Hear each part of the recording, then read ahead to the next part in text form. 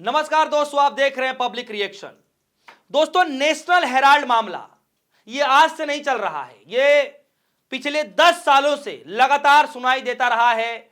जब जब कुछ राहुल गांधी करने जाते हैं, राहुल गांधी जो है कोई विरोध प्रदर्शन करने जाते हैं, सरकार की नीतियों के खिलाफ जब जब आवाज उठाते रहते हैं, तब तब इस फाइल को खोल दिया जाता है। राहुल गांधी ने हाल ही के दिनों में वोट चोरी के मसले को लेकर जब सरकार को घेरना शुरू किया, इलेक्शन कमिश्नर को घेरना शुरू किया, ज्ञानेश कुमार को घेराबंदी करनी शुरू कर दी, तब सरकार ने, या यूं कहूं कि ईडी एक्टिव होती है और राहुल गांधी के फिर से इस फाइल को खोलना शुरू कर देती है और फिर से नए तरीके से राहुल गांधी और सोनिया गांधी पर एफआईआर दर्ज कर दिया जाता है। और आज नेशनल हेराल्ड मामले में नया मोड़ आ गया है। दरअसल दोस्तों, आज राउज एवेन्यू कोर्ट के अंदर सुनवाई हो रही थी, या साफ शब्द में कहूं कि जैसे ही कोर्ट के सामने यह पूरा मामला गया राउज एवेन्यू कोर्ट में ईडी के द्वारा, तब कोर्ट ने इसको संज्ञान लेने से ही मना कर दिया कि हम इसको संज्ञान में नहीं लेंगे। साफ शब्दों में कहूं आपको कि राहुल गांधी और सोनिया गांधी की जीत हो चुकी है नेशनल हेराल्ड मामले में। जी हां, क्यों इनकार कर दिया गया, कोर्ट ने क्यों संज्ञान नहीं लिया गया, क्या ईडी की तरफ से दलीलें दी गई, क्या गांधी परिवार की तरफ से दलीलें दी गई, यह सब कुछ आपको इस खबर में बताऊंगा।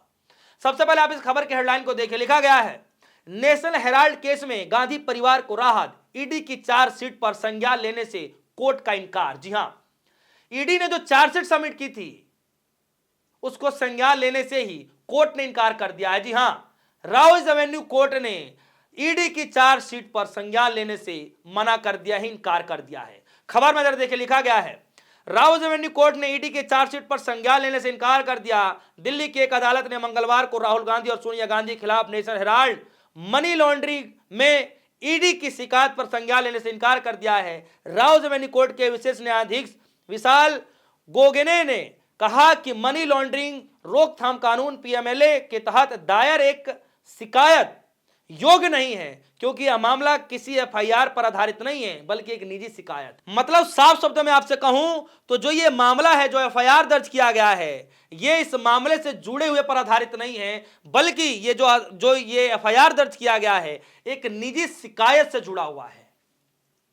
और इसीलिए कहा जा रहा है कि राहुल गांधी और सोनिया गांधी, गांधी परिवार की इस मामले में जीत हो गई है।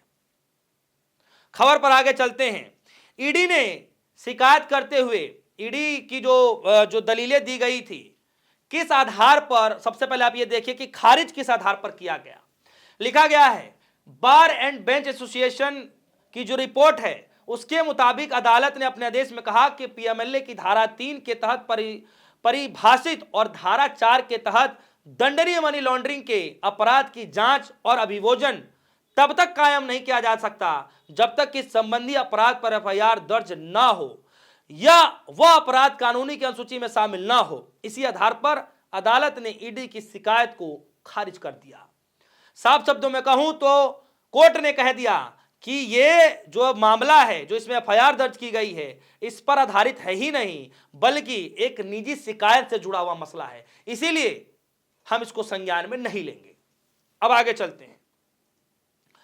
ईडी का क्या आरोप था इस मसले को लेकर के? ईडी ने कहा कि जो एजेएल जो है, यानी एसोसिएटेड जनरल लिमिटेड जो है, जो सन 2000 जो कि 2000 करोड़ रुपए से अधिक की संपत्ति को धोखाधड़ी से अपने कब्जे में लेने के जरिए अपराध की आय को मनी लॉन्ड्रिंग के माध्यम से छिपाया गया। ईडी के मुताबिक यह संपत्ति यंग इंडिया नामक कंपनी के जरिए हासिल की गई थी, जिसमें राहुल गांधी और सोनिया गांधी बहुलांश शेयरधारक हैं। ईडी का यह कहना था कि यह औपचारिक साजिश के तहत एजेएल के शेयर में जो यंग इंडिया जो है उसमें ट्रांसफर कर दिया गया, ताकि एजेएल को अचल संपत्ति और उनके होने वाले किराए की आय पर कब्जा ना किया जा सके, जो कि अपराध की आय बताया गया था।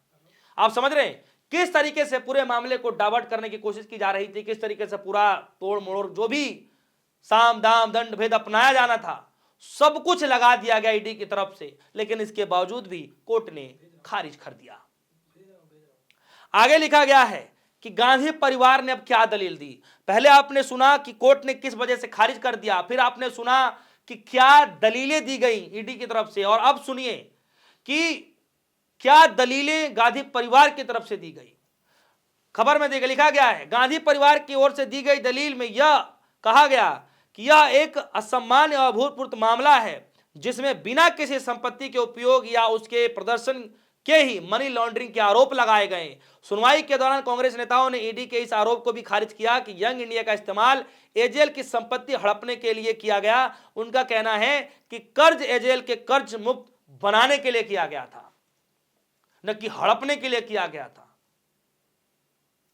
ये जो दलीलें हैं गांधी परिवार की तरफ से दी गई, और अब यह खबर निकल करके आ रही है कि कोर्ट ने ईडी के द्वारा जो चार्जशीट जो दाखिल किया गया था उसको जो है मैं आपको बता दूं कि अपने संज्ञान में लेने से ही मना कर दिया, या साफ शब्द में कोई खारिजी कर दिया।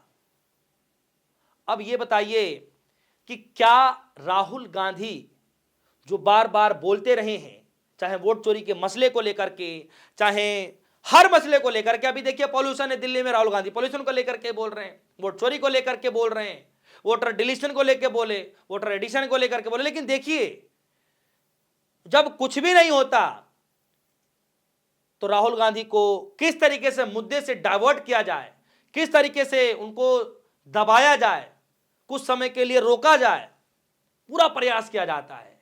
और ठीक इसी तौर पर राहुल गांधी को रोकने के लिए, कुछ समय तक थमने के लिए फिर से फाइल खोल दी गई। और अंततः हुआ क्या हुआ? अंत में वही हुआ, सच्चाई की जीत हो गई। सत्य परेशान हो सकता है लेकिन पराजित नहीं हो सकता। आज यह जिंदा उदाहरण आप सभी के सामने है, किस तरीके से परेशान किया जाता रहा है, लेकिन आज तक एक सबूत नहीं मिल पाया जिसके बेस पर इस कार्रवाई को आगे बढ़ाया जा सके, लेकिन परेशान हर वक्त किया जाता है। तो दोस्तों ये आज की खबर रही कि राहुल गांधी और सोनिया गांधी की बड़ी जीत, या साफ शब्द में कहूं तो गांधी परिवार की जीत। नेशनल हेराल्ड मामले को लेकर के ईडी ने जो चार्जशीट दाखिल की उसको संज्ञान लेने से ही राहुल कोर्ट ने मना कर दिया। दोस्तों इस खबर पर आपकी क्या राय है? क्या सच में राहुल गांधी की बड़ी जीत हो गई? क्या सच में सोनिया गांधी की बड़ी जीत हो गई? आपकी जो भी राय होगी वीडियो कमेंट सेक्शन में जाइएगा, अपनी राय जरूर रखिएगा। फिलहाल के लिए दीजिए इजाजत। देखते रहिए पब्लिक रिएक्शन। धन्यवाद।